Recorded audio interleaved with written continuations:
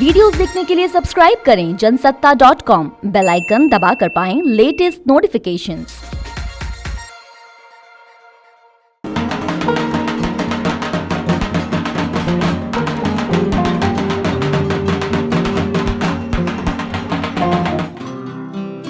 नमस्कार, जनसत्ता में आपका स्वागत है। शारदीय नवरात्र इस साल 7 अक्टूबर को शुरू हुए, जिनका समापन 14 अक्टूबर को महानवमी के साथ हो गया। 15 अक्टूबर यानी शुक्रवार को असत्य पर सत्य की विजय का पर्व दशहरा मनाया जा रहा है। इसी दिन माँ दुर्गा वापस कैलाश पर्वत के लिए प्रस्थान करती हैं। माँ दुर्गा की प्रतिमा के विसर्जन के साथ ही दुर्गा पूजा उत्सव का समापन होता है। ज्योतिष के अनुसार माँ दुर्गा की विदाई शुभ मुहूर्त में किया जाना अत्यंत फलदायी और शुभ होता है। तो आपको बताते हैं दुर्गा विसर्जन का शुभ मुहूर्त क्या है।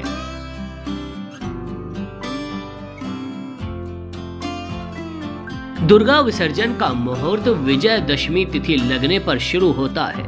दशमी तिथि 14 अक्टूबर को शाम 6:53 पर शुरू हो गई है। 15 अक्टूबर को उदय तिथि पर दशहरा मनाया जाता है, इसीलिए सुबह का समय मां दुर्गा की विदाई के लिए शुभ माना जाता है। 15 अक्टूबर को सुबह 2:18 तक का समय मां दुर्गा की प्रतिमा विसर्जन के लिए अत्यंत शुभ रहेगा। सुबह 6:21 से 8:39 तक मां दुर्गा की विदाई कर सकते हैं। कई सालों से विसर्जन प्रातःकाल मुहूर्त में ही होता आया है।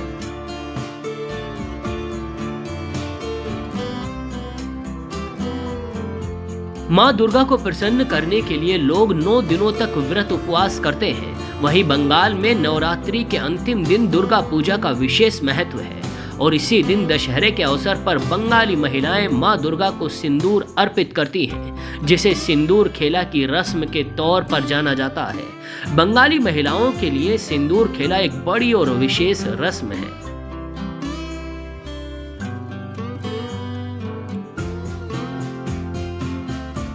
विजयादशमी पर पंडालों में महिलाएं सिंदूर खेला करती हैं। मां की विदाई से पहले विवाहित महिलाएं उनकी प्रतिमा पर सिंदूर लगाती हैं, फिर वही सिंदूर एक दूसरे को भी लगाती हैं। जैसे होली पर अबीर या गुलाल लगाते हैं, उसी तरह इन दिनों पंडाल में महिलाएं पूरे धूमधाम से सिंदूर खेला करती हैं। सिंदूर खेला के दिन पान के पत्तों से मां दुर्गा के गालों को स्पर्श करते हुए उनकी मांग और माथे पर सिंदूर लगाकर महिलाएं अपने सुहाग की लंबी उम्र की कामना करती हैं। इसके बाद मां को पान और मिठाई का भोग लगाया जाता है। कहा जाता है कि सबसे पहले लगभग 450 साल पहले बंगाल में दुर्गा विसर्जन से पहले सिंदूर खेला का उत्सव मनाया गया था। वहीं इस उत्सव को मनाने के पीछे लोगों की मान्यता है कि ऐसा करने से मां दुर्गा उनके सुहाग की उम्र लंबी करेंगी। बाकी खबरों के लिए देखते रहिए जनसत्ता.com।